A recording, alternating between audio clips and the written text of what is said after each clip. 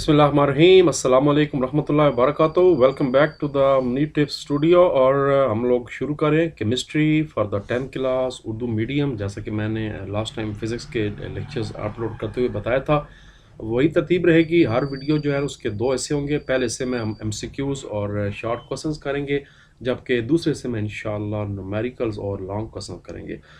एक चीज़ मैं बार बार बताता जा रहा हूँ, मैं उसको कमेंट्स भी कर रहा हूँ, उसको पिन भी कर रहा हूँ कि जो पुराने लेक्चर्स मेरे केमिस्ट्री और फिज़िक्स के पढ़े थे वो स्मार्ट सिलेबस के मुतालिक थे, वो अब ख़त्म हो गए हैं। क्योंकि अब तो 2 सालों से फुल सिलेबस आ गया, कोरोना इज़ नो मोर। इसलिए अब आप इस नई वीडियोस को देखें, पुरानी को छोड़ें। पुरानों में जो है मैंने एक्सरसाइजेस पूरी नहीं कराई थी, सिर्फ मेंशन कराया था कि कौन से टॉपिक शामिल हैं, कौन से नहीं शामिल। अब जो वीडियोस बन रही हैं ये फुल सिलेबस के बारे में है और इसमें मुकम्मल मैं सारी एक्सरसाइजेस कराता जा रहा हूँ, शॉर्ट करा रहा हूँ, लॉन्ग करा रहा हूँ, न्यूमेरिकल्स करा रहा हूँ, एमसीक्यूज करा रहा हूँ। तो काइंडली इसको फॉलो करें और बाकी अपने भी दोस्तों को, भाइयों को बताएं। तो फिर चलते हैं चैप्टर के अंदर और देखते हैं कि चैप्टर का नाम। उससे पहले हमें सब्जेक्ट तो पता है कि केमिस्ट्री है, कि मतलब class 10 Punjab boards Urdu medium. Chapter का नाम है जी केमिकल इक्विलिब्रियम। एक मिनट के लिए ज़रा चैप्टर के अंदर चलते हैं और देखते हैं कि हम इस चैप्टर में पढ़ेंगे क्या। हम सबसे पहले तो इसमें रिवर्सिबल रिएक्शन को पढ़ेंगे और फिर डायनामिक इक्विलिब्रियम के बारे में पढ़ेंगे, जो मेन हमारा टॉपिक है। उसके बाद लॉ ऑफ मास पढ़ेंगे, एक्शन और इक्विलिब्रियम कांस्टेंट का पढ़ेंगे। फिर जनाब डेफिनेशन पढ़ेंगे कि ये होती क्या है, इक्विलिब्रियम कांस्टेंट क्या होता है। उसके बाद रिवर्सिबल रिएक्शन क्या होता है, फॉरवर्ड रिएक्शन क्या होता है और रिवर्स रिएक्शन क्या होता है। ठीक हो गया जी। Law of mass of action पढ़ेंगे। उसके बाद जो यूनिट्स हैं इक्विलिब्रियम कांस्टेंट्स के वो डिराइव करेंगे। कुछ ज़रूरी शराइत के बारे में पढ़ेंगे जो कि इक्विलिब्रियम कांस्टेंट के लिए ज़रूरी हैं, और ये तरीके भी पढ़ेंगे कि किस तरह हम इक्विलिब्रियम कांस्टेंट को पहचान, यानी हम किस तरह कह सकते हैं कि फ़लाँ चीज़ इस वक्त इक्विलिब्रियम हालत में है या नहीं है। और फिर आखिर में हम किसी रिएक्शन के लिए किस तरह इक्विलिब्रियम कांस्टेंट को लिखा जाता है, वो भी इसमें हम लोग पढ़ना है। मगर वही चीज़, सबसे पहले जाते हैं एमसीक्यूज़ की तरफ। उसके बाद वन बाय वन शॉर्ट करते हैं। जो शॉर्ट किताब के हैं वो किताब से निशान लगाता हूँ, जो शॉर्ट किताब के अंदर नहीं लिखे हुए वो मैंने लिख कर आपको अलहदा साथ ही दिखा देता हूँ। तो चलते हैं पहले तो एमसीक्यूज़ की तरफ। तो फिर बिस्मिल्लाह करते हैं। पहला एमसीक्यूज़ है, रिवर्सिबल रिएक्शंस की खुसूसियात में मुंदरजा झैल कौन सी चीज़ एक नहीं है। ये पाए तकमील तक नहीं पहुँचते, ये बात जो है ये तो बिल्कुल मिलती है। दोनों तरफ में वाक़ होते हैं, बिल्कुल ठीक है। फॉरवर्ड भी होते हैं, रिवर्स भी होते हैं। रिवर्सिबल रिएक्शंस हैं, इनमें रिएक्टेंट्स और प्रोडक्ट्स के उल्टे सीधे तीर होते हैं, ये बात भी सही है। तो फिर जो ऑप्शन इसका है वो है प्रोडक्ट्स दोबारा रिएक्टेंट्स नहीं बनाते, ये गलत जुमला है। जो रिवर्सिबल होते हैं वो तो दोबारा फिर रिएक्टेंट्स भी बनाते हैं। तो इसका ऑप्शन नंबर ए है। चूने की भट्टी में मुंदरजा झैल रिएक्शन मुकम्मल होने की वजह है कैल्शियम कार्बोनेट, आपको पता है, जो कि चूने को कहते हैं। तो इसमें जो रिएक्शन मुकम्मल होने की वजह क्या है कि कार्बन डाइऑक्साइड का मुसलसल खारिज होना। ऑप्शन नंबर सी इसका जवाब है। मुंदरजा झैल रिएक्शन में से कौन सी इक्विलिब्रियम कांस्टेंट एक्सप्रेशन है। ये हम आने वाले बार बार जो एमसीक्यूज और न्यूमेरिकल्स में ये हम यूज़ करेंगे एक्सप्रेशन, वो है सी क्यूब ओवर ए स्क्वायर इंटू बी। ये जो एक्सप्रेशन है ये केमिकल इक्विलिब्रियम का कांस्टेंट एक्सप्रेशन है। जब एक सिस्टम इक्विलिब्रियम की हालत में होता है तो फॉरवर्ड और रिवर्स की रिएक्शंस का रेट बराबर हो जाता है। ऑप्शन नंबर डी इसका आंसर है। एक्टिव मास के मतलब कौन सी बात दुरुस्त नहीं है। ये रिएक्शन का रेट एक्टिव मास के डायरेक्टली प्रोपोर्शनल होता है, ये बिल्कुल ठीक है। अभी हम शॉर्ट क्वेश्चन करने जा रहे हैं। एक्टिव मास जो है वो मोलर कंसंट्रेशन की सूरत में ली जाता है, ये बात सही है। एक्टिव मास को स्क्वायर ब्रैकेट में ज़ाहिर किया जाता है, बिल्कुल सही है। तो ऑप्शन नंबर डी जो है वो इसका जवाब है। ये चीज़ उसके बारे में दुरुस्त नहीं है। एक्टिव मास से मुराद किसी चीज़ का कुल मास है, ये गलत बात है। तो इसका ऑप्शन नंबर डी होगा। जब के सी यानी जिसको इक्विलिब्रियम कांस्टेंट कहते हैं, जब इसकी वैल्यू बहुत ज़्यादा हो तो ये ज़ाहिर करती है कि रिएक्शन मिक्सचर तकरीबन प्रोडक्ट्स पर मुश्तमिल होता है। ऑप्शन नंबर ए इसका जवाब है। जब के सी यानी इक्विलिब्रियम कांस्टेंट की वैल्यू बहुत कम हो तो क्या ज़ाहिर होती है कि प्रोडक्ट्स की मिकदार बहुत कम होगी। इसका ऑप्शन नंबर डी है। तो ये एक जैसी बातें हैं। वैल्यू अगर ज़्यादा हो तो मतलब है प्रोडक्ट्स की ज़्यादा होती है मिकदार किसी भी मिक्सचर में रिएक्शन और जब हो रहा हो, और जब केस यानी इक्विलिब्रियम कांस्टेंट की वैल्यू कम हो तो ये जाहिर करती है कि प्रोडक्ट्स जो हैं वो बहुत कम मिकदार में बने हैं।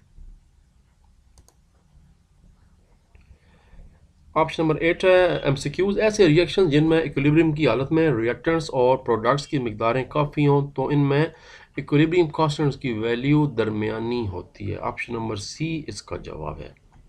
याद रखें ये बड़ी सोच विचार के बाद मुख्तलिफ जगह से मैंने पूछे हैं, अपने कॉलेज से सारा कुछ करके फिर हमने एमसीक्यूज बनाए हैं, इसलिए बहुत सी जगह पे एमसीक्यूज गलत दिए हुए हैं, नेट पे भी और चैनल्स पे भी, इसलिए इसको इंशाल्लाह ये 100% बिल्कुल दुरुस्त हैं। काफ़ी टाइम लगा कर ये एमसीक्यूज किए गए। डायनामिक इक्विलिब्रियम की हालत में फॉरवर्ड और रिवर्स रिएक्शन है उसका रेट बराबर होता है। इसका भी ऑप्शन नंबर सी है।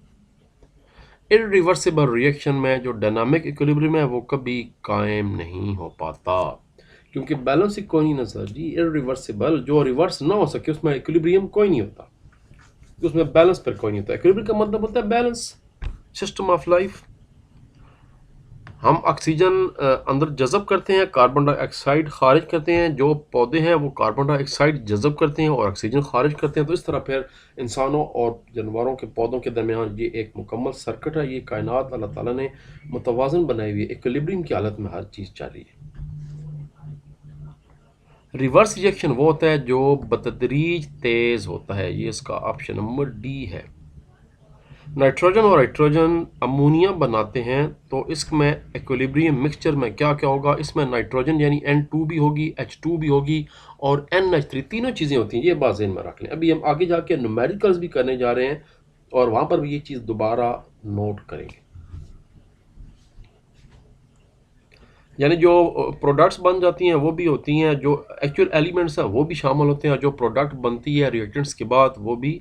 आपको पता है कि N2 और H2 ये रिएक्टेंट्स हैं और जो NH चीज़ बनी है वो प्रोडक्ट कहलाती है। ये सारी मिक्सचर में शामिल होते हैं।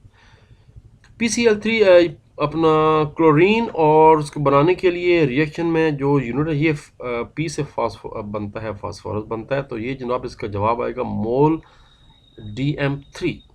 यही इसकी जो यूनिट्स हैं वो होते हैं।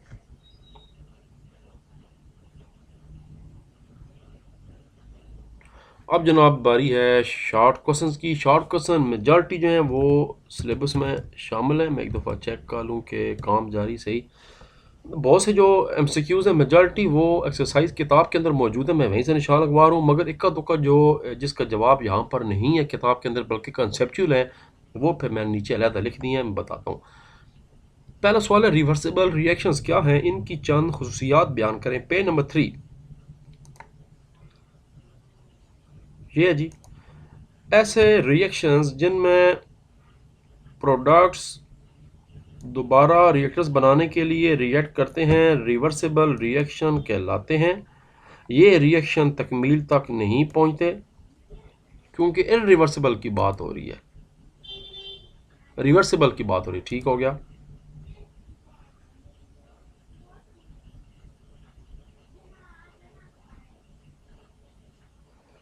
इन्हीं रिएक्टेंट्स और प्रोडक्ट्स के दरमियान उल्टे सीधे दो तीर के जरिए जाहिर की जाता है। अब ये उसकी खुसूसियात बताई जा रही है कि दोनों के दरमियान दो तीर होते हैं, ये भी आपने बताना है। ये रिएक्शन दोनों सिमतों में वकूफ़ होते हैं, फॉरवर्ड भी होते हैं और रिवर्स भी होते हैं। ये दो किस्म के रिएक्शन फॉरवर्ड और रिवर्स पर मुश्तमिल होते हैं। इस तरह रिवर्सिबल रिएक्शन ऐसा रिएक्शन है जैसे हालात के जरिए किसी भी सिमत में चलाया जा सकता है। पर याद रखें बोर्ड में अच्छे मार्क्स 2 नंबर लेने के लिए थोड़ा सा मिसाला लगाना पड़ता है। मैं अभी यही सवाल आपको एक और तरीके से करके दिखा रहा हूँ कि इस तरह के पैराग्राफ किस तरह आपने पॉइंट्स की शक्ल में जवाब देना है। सेम यही सवाल है और ज़रा देखेंगे इसको कैसे किया गया है। नीचे मैंने इसको आपकी एग्जांपल देने के लिए किया है। ये देख, रिवर्सिबल रिएक्शंस क्या हैं, उनकी चंद खुसूसियात बताएं। पहले डेफिनेशन बताएंगे। ऐसे रिएक्शन जिनमें प्रोडक्ट्स दोबारा, ये तो वही किताब वाली बात होगी, सेम चीज़ किताब वाली, सिर्फ तरीका बता रहा हूँ करना कैसे है। डायग्राम की जरूरत नहीं है, बन सकता है अच्छी बात है वरना कोई ज़रूरत। उसके बाद अलग हेडिंग देना है, रिवर्सिबल रिएक्शन की खुसूसियात मंदरजा झैल हैं। देखिए ना वही चीज़ अब मैंने पॉइंट्स की शक्ल में लिख दी है। ये रिएक्शंस कभी तकमील तक नहीं पहुँचते, वहाँ पर भी हमने ये बात पढ़ी थी। ये देखें, ये रिएक्शंस कभी तकमील तक नहीं पहुँचते, इनके दरमियान उल्टे सीधे दो तीर होते हैं। अब देखें ये पॉइंट नंबर 2 बन गया। इनके दरमियान दो उल्टे सीधे तीर ज़ाहिर की जाता है। ये रिएक्शन फॉरवर्ड भी होते हैं, रिवर्स भी होते हैं, और ये ऐसा रिएक्शन है जो हालात के तहत किसी भी सिमत मोड़ा जा सकता है। ये रिवर्सिबल रिएक्शन ऐसा रिएक्शन है जिससे हालात के तहत किसी भी सिमत मोड़ा जा सकता है, और ये दो किस्म की रिएक्शन फॉरवर्ड और रिवर्स पर इस्तेमाल, सेम चीज़, सिर्फ तरीका डिफरेंट। पैराग्राफ में लिखने के बजाय अगर आप उसको इस तरह लिखेंगे तो फिर फुल नंबर मिलेंगे। दो मशहूर जुमला है मेरा, फुल कुल्लो को, यानी 2 नंबर पूरे। एक शॉट हो गया, वापस आते हैं और दूसरा शॉट। ये सिर्फ बताना था कि तरीकाकार अच्छा किए करें, पेपर देने का अटैम्प्ट सही किए करें। केमिकल इक्विलिब्रियम की हालत बयान करें, पेज नंबर 5।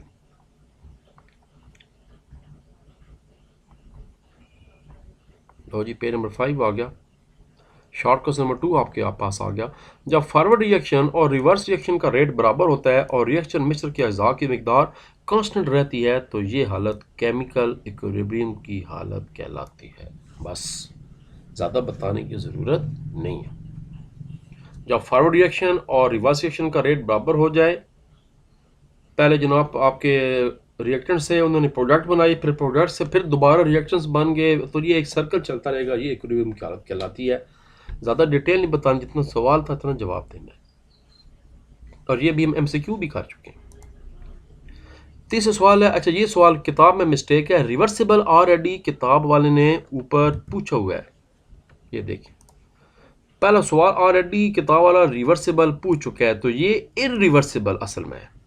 तो यहाँ अल्फ रे मैंने खुद लगा दी है, इंग्लिश की बुक पे भी ये इरिवर्सिबल रिएक्शन है। अब उसकी खुशियात बतानी है। रिवर्सिबल के ऊपर हम बता चुके हैं, इसकी खुशियात भी पेज नंबर 3 पे ही है। ये क्वेश्चन नंबर 3 हो गया। इसकी पहली 2 लाइनें ये देखें, ये क्वेश्चन नंबर 3 है।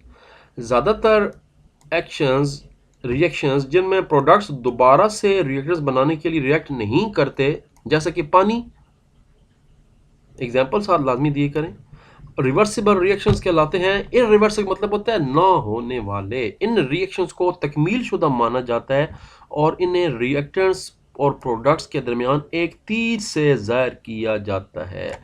लेकिन जो नीचे हमने पढ़ा था क्वेश्चन नंबर 1, वो 2 तीरों से ज़ाहिर किया जाता है, आधा ऊपर और आधा नीचे। ये सिर्फ ये है, तो इसका ये जवाब हो गया, यहाँ से लेकर ये सारा।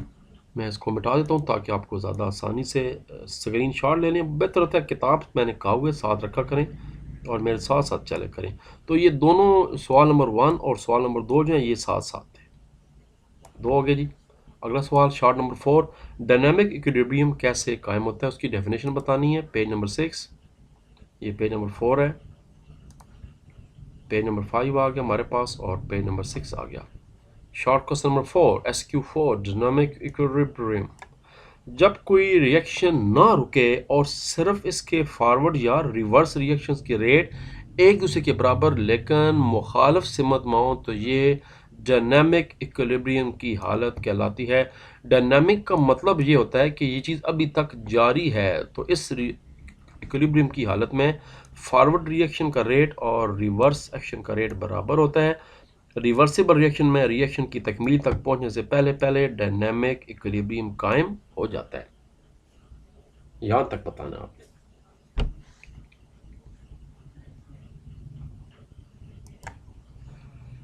नंबर 5 है, इक्विलिब्रियम की हालत में रिएक्शन क्यों नहीं रुकता? जारी बात है, पेज नंबर 7।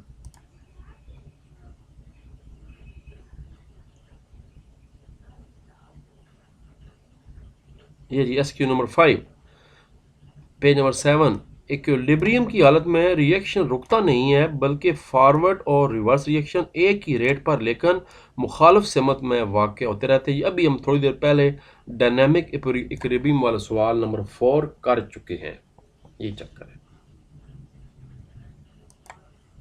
छठा सवाल है, इक्विलिब्रियम किसी भी तरीके से क्यों हासिल किया जा सकता है, पेज नंबर 8।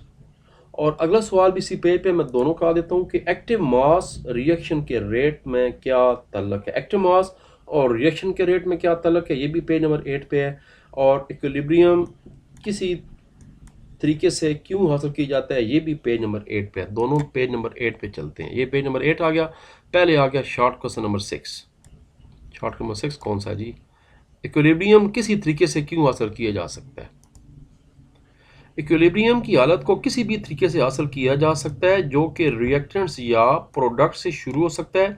इक्विलिब्रियम की हालत में खलल डाला जा सकता है और इसे दी हुई कंसंट्रेशन, प्रेशर और टेम्परेचर के तहत दोबारा हासिल किया जा सकता है।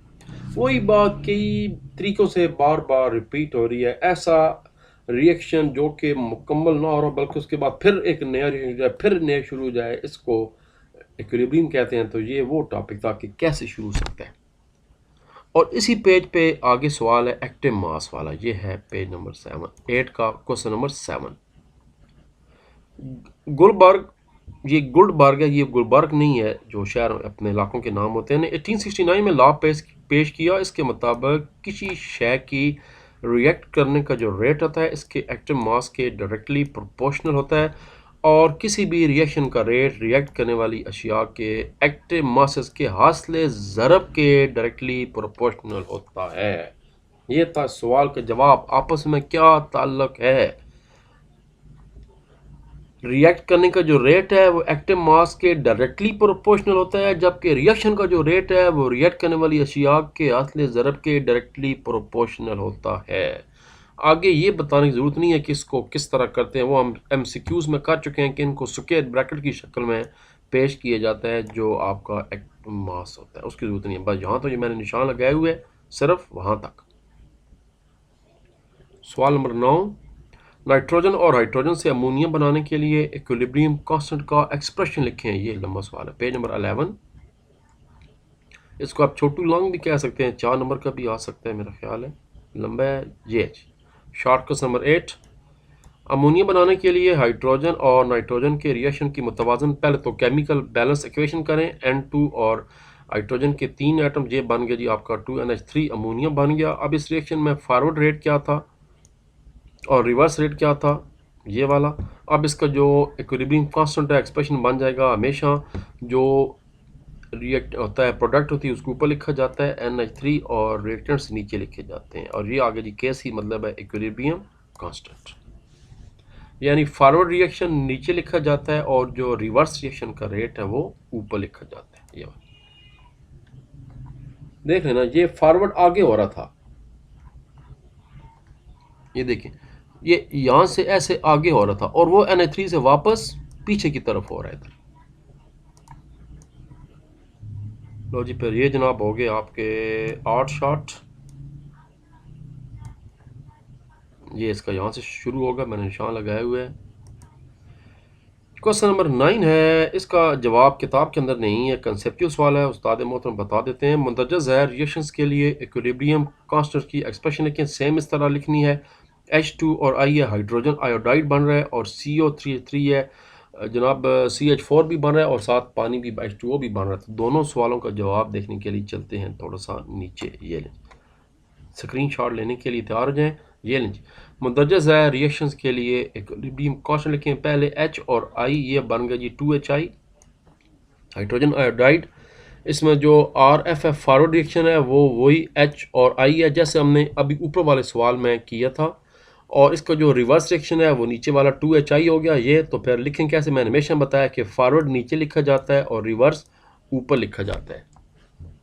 सेम वही सवाल जो अभी हम ये करके हैं, ये सेम, ये देखें सेम यही सवाल है।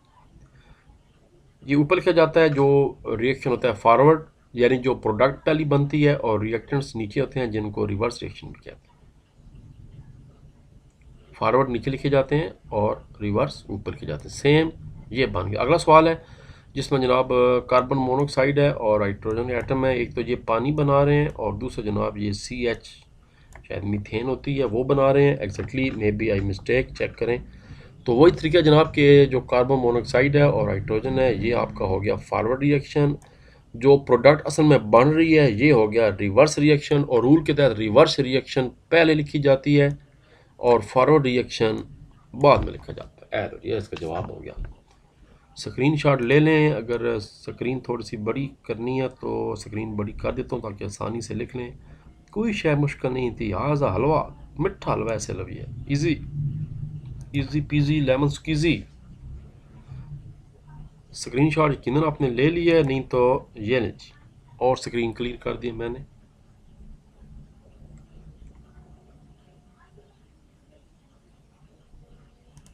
वापस आते हैं, अगला सवाल चेक करते हैं कौन सा है। सवाल नंबर 10 है, रिएक्शन की सिमत की पेशगोई कैसे की जा सकती है? पेज नंबर 15 और 16 पे। ये पेज नंबर 12 है, ये पेज नंबर जनाब 14 है, पेज नंबर 15 ये है। लो जी, शॉर्ट क्वेश्चन नंबर 10 आपके सामने आ गया। किसी खास लम्हे रिएक्शन की सिमत की पेशगोई पर इक्विलिब्रियम एक्सप्रेशन में रिएक्शंस और प्रोडक्ट किस लम्हे पर कंसंट्रेशंस के इंदराज से की जा सकती है?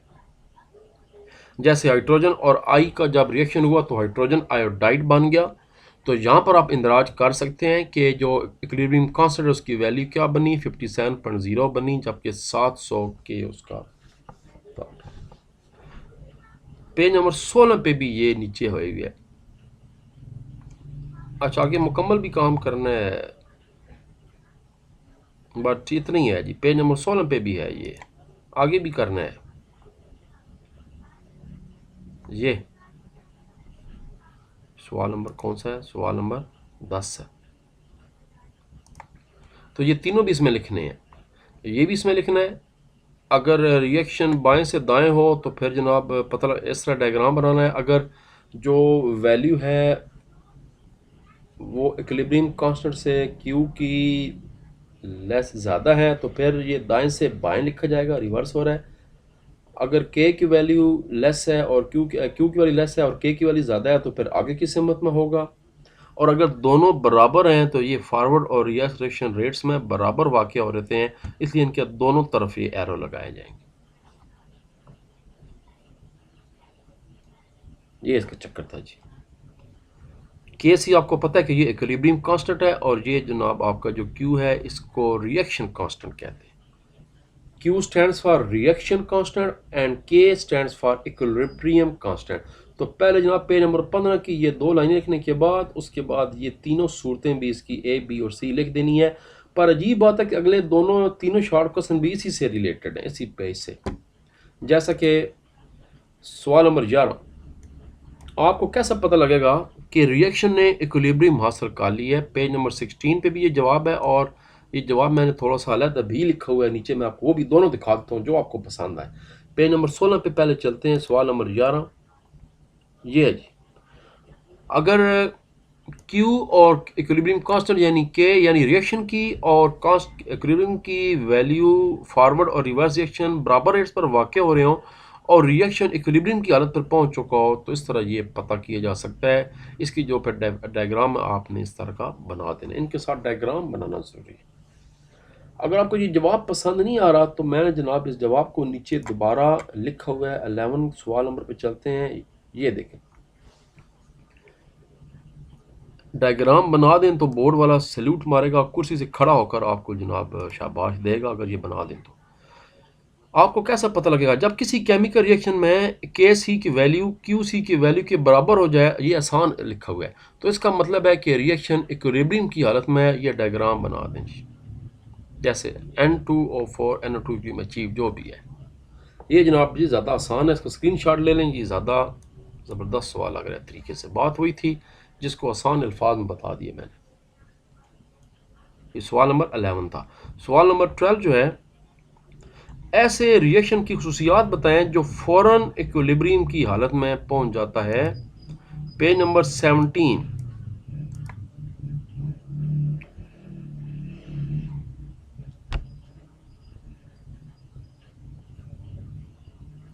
ऐसा जी, शॉर्ट क्वेश्चन नंबर 12 का भी यही आंसर है और शॉर्ट क्वेश्चन नंबर 13 का आंसर भी यही है और शॉर्ट क्वेश्चन नंबर 13 का कुछ जो आंसर है वो ये वाला भी है। 12 उसकी बाद में बात करते हैं, पहले ज़रा 12 के साथ मुका करें। ऐसे रिएक्शन की खुसूसियात बयान करें जो फौरन इक्विलिब्रियम की हालत में पहुंच जाता है। ये सिर्फ पेज नंबर 17 पे है। ये है जी, पूरा का पूरा। किसी रिएक्शन की इक्विलिब्रियम कांस्टेंट की वैल्यू छोटी हो तो निशानदेही करती है कि रिएक्टेंट्स की मामूली मिकदार, आपको याद है हमने MCQ किया थोड़ी देर बाद, तो बहुत ज़्यादा इक्विलिब्रियम कायम हो गया। इक्विलिब्रियम की हालत तकरीबन रिएक्टेंट्स ही रिएक्टेंट्स मौजूद होते हैं और प्रोडक्ट्स न होने के बराबर होते हैं। ऐसे रिएक्शन कभी मुकम्मल नहीं हो पाते। फॉर एग्जांपल NH3 से जब वापस रिवर्स रिएक्शन होगा तो N2 और H2 में कन्वर्ट हो जाएगा। और जो वैल्यू बनेगी इस फार्मूले के तहत वो होगी 3.0 मल्टीप्लाई बाय 10⁻⁻⁹। अगर सवाल नंबर 13 पूछा जाए, अगर किसी रिएक्शन में रिएक्शन कोशेंट QC की वैल्यू K2 से KC से ज़्यादा हो तो रिएक्शन की सिमत क्या होगी? ये है पेज नंबर 16। अब जनाब पेज नंबर 16 पे ये सेकंड वाला ऑप्शन ये चलेगा, ये ग्रेटर देन का साइन होता है। अगर QC is greater than KC तो रिएक्शन दाएं से बाएं जानब पीछे वाक़या हो रहा होता है। ये और डायग्राम बनाना है। अब देखें एक टॉपिक के अंदर 4 शॉट आ चुके हैं, इसका सिर्फ ये लिखना है ऑप्शन नंबर बी, और उसके बी लिखने के बाद फिर उसके बाद जनाब आपने ये भी दोबारा नीचे लिखना होगा। कम अज़ कम अगर ज़्यादा नहीं लिखना चाहते तो सिर्फ एक लाइन लिख दें कि ऐसे रिएक्शन कभी मुकम्मल नहीं हो पाते मिसाल के तौर पर, और फिर ऐसे कर दें। चलें आपकी आसानी कर देते हैं। यानी ये सवाल नंबर 13 का जवाब है जो मैंने अब हाईलाइट कर दिया। अगर reaction constant greater than equilibrium constant हो तो रिएक्शन दाएं से बाएं जानब पीछे की जानब वाक़या हो रहा है, यानी रिवर्स हो गया। और उसके बाद जनाब फिर ये लाइन नीचे लिख दें, ये वाली, ऐसे रिएक्शन कभी मुकम्मल नहीं होते मिसाल के तौर पर NH3 उल्टे हो गया ना, NH3 पहले आ गया और ये जनाब इसकी वैल्यू लो जी ज़बरदस्त कम हो गया। आखिरी शॉर्ट सवाल है, अच्छा 2 एक्स्ट्रा भी हैं, वो बाद में करते हैं। एक इंडस्ट्रियल रिवर्सिबल रिएक्शन, ये कंसेप्चुअल सवाल है।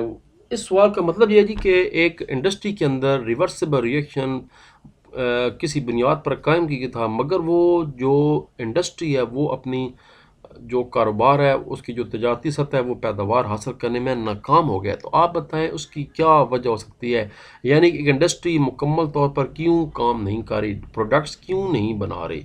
इसका जवाब किताब में नहीं है, इसका जवाब नेट से लिया गया। नेट से लेने के बाद उसको मैंने ट्रांसलेट किया और ये जवाब आपके सामने है। ये बहुत बड़ा आपको लग रहा है, घबराना नहीं है, थोड़ा थोड़ा पॉइंट्स, तीन पॉइंट्स का मैं 4 पॉइंट लिखे हुए हैं। एक कीमियादान के सील से मैं कई वजूहत बता सकता हूँ कि क्यों तजारती सतह पर जो है ना ये रद्दमल कामयाब नहीं हो सके। नंबर 1, या तो थर्मोडायनामिक्स की वजह से नहीं हुआ, रद्दमल बहुत ज़्यादा उलटने वाला था तो तवाज़न मुस्तकिल कम होगा जिसके नतीजे में मसनूआत की कम हो जाएगी, या फिर रद्दमल अगर रफ्तार सुस्त है तो मुमकिन नहीं होगा कि मतलूबा प्रोडक्ट हासिल हो सके, या फिर इसकी लागत बहुत ज़्यादा आ रही है, ख़ाम माल की कीमत, उस वजह से भी तवानाई जो है वो उसको दोबारा काबिल बनाने के लिए बहुत ज़्यादा हो सकती है। ये हो सकता है कि लागत भी बहुत ज़्यादा आ रही थी। 3 पॉइंट्स लिख दें, बस खत्म। एक ये पूरी लाइन, उसके बाद 2, उसके बाद ऊपर वाली 3, ये इसके 3 पॉइंट्स हो गए। ऊपर एक लाइन लिखे यानी जिसको मिसाला कहते हैं, एक कीमियादान के तौर पर मैं फलान डिनखान, उसके बाद थर्मोडायनामिक्स एक वजह ये हो सकती है, यार क्या वैसे एक चौथी वजह तकनीकी मुश्किलात भी हैं, आपकी मर्जी है। डायग्राम हमारी ज़रूरत नहीं है, एग्जाम्पल हम आपको दे रहे थे कि सपोज यही अमोनिया बनानी थी किसी इंडस्ट्री में लेकिन ज़्यादा मकदार में नहीं बन पा रही तो क्या वजह है, बस ये समय सवाल बताना था, वजह क्या आपके ख्याल में। लो जी अब बारी है, 2 एक्स्ट्रा सवाल है इस किताब के अंदर बड़े मशहूर जो बोर्ड मार चुके हैं। जब कोई रिएक्शन मज़ीद आगे नहीं बढ़ होता तो ये स्टैटिक इक्विलिब्रियम कहलाता है, क्यों? यानी असल में सवाल है कि स्टैटिक इक्विलिब्रियम क्या होता है। सवाल ये है, व्हाट इज स्टैटिक इक्विलिब्रियम। एक डायनामिक है जो हम पढ़ चुके हैं और ये स्टैटिक है, ये पेज नंबर 5 पे है।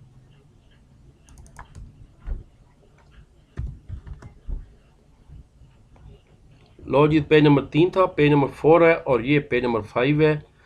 ये तो था केमिकल इक्विलिब्रियम और ये है जी स्टैटिक इक्विलिब्रियम। जब कोई रिएक्शन, ये एक्स्ट्रा सवाल है, मज़ीद आगे नहीं बढ़ आता तो ये स्टैटिक इक्विलिब्रियम कहलाता है। ये अमल ज़्यादातर तभी मज़ाहिर और रूनुमात, ये वो चीज़ें जो कि फ़िज़िकली काम हो रहा है, छोटे बड़े लेवल पे काम हो रहा है। मिसाल के तौर पर एक इमारत मुनहदम होने के बजाय कायम रहती है क्योंकि इस पर अमल करने वाली तमाम फोर्स तवाज़ुन में होती हैं। सबसे बड़ी एग्जांपल अब आपको मैं दे जा रहा हूँ, इटली के अंदर टावर ऑफ पीसा है, कभी आप उसको देखें, नेट पे सर्च करें, बहुत ज़्यादा झुका हुआ है। लोग कहते हैं भाई अब गिरा के गिरा, पर सदियाँ हो गई हैं एज इट इज़ है, क्योंकि तवाज़ुन हुआ है किसी खास वजह से, जो अंदर ताकतें हैं, जो अंदर सारा फोर्सेज हैं वो बराबर नहीं, वो गिर नहीं पा रहा। इसको स्टैटिक इक्विलिब्रियम कहते हैं। डायनामिक वो जो चेंज हो रहा हो, स्टैटिक वो जो पक्का हो, बस पक्का हो गया, फुल ऑफ फुल। एक और एक्स्ट्रा सवाल था, वो है पेज नंबर 7 पे, फॉरवर्ड और रिवर्स रिएक्शंस की मैक्रोस्कोपिक खसूसियात बताएं। ये सवाल भी बोर्ड में आ चुके हैं। ये है जी, ये जनाब डिफरेंशिएट बताना है कि फॉरवर्ड रिएक्शन क्या होता है और रिवर्स रिएक्शन क्या होता है। ये ऐसा रिएक्शन है जिसमें रिएक्टेंट्स प्रोडक्ट बनाने के लिए रिएक्ट करते हैं। ये ऐसा रिएक्शन है जिसमें प्रोडक्ट्स रिएक्टेंट्स बनाने के लिए उल्टा वापस हो जाता है। अमोनिया से वापस हाइड्रोजन नाइट्रोजन बनेगी, इसमें नाइट्रोजन और हाइड्रोजन से अमोनिया बनेगी। ये बाएं से दाएं जानब होता है, ये दाएं से बाएं जानब होता है रिवर्स जो है। ये इब्तदाई मरहले में फॉरवर्ड रिएक्शन का रेट बहुत तेज़ होता है, आस्ता आस्ता कम हो जाता है। इब्तदाई मरहले में स्लो ठंडा होता है, बाद में तेज़ हो जाता है। बहुत से एमसीक्यूज इस टॉपिक से आते हैं भाई। लो जी, ये थे जनाब हमारी वीडियो, और उसके बाद शुरू करेंगे इंशाल्लाह लॉन्ग सवाल। अगली वीडियो में 14 शॉर्ट क्वेश्चन थे प्लस 2 एक्स्ट्रा, तो टोटल जनाब ये थे 16 शॉर्ट क्वेश्चन। उसके बाद शुरू करते हैं लॉन्ग सवाल प्लस न्यूमेरिकल। मेरा ख्याल है 5-6 लॉन्ग हैं, 4 ही लॉन्ग हैं और 4 ही न्यूमेरिकल हैं। तो पर इसके लिए आपको 1 मिनट के लिए टुन टुन यानी वो क्या कहते हैं जो लेक्चर एंड तक सुनना पड़ेगा। मैं पाकिस्तान जिंदाबाद कहूँगा और उसके बाद फिर नया लेक्चर शुरू करेंगे। अल्लाह तबारक व तआला आपका हामी नासिर। पाकिस्तान जिंदाबाद।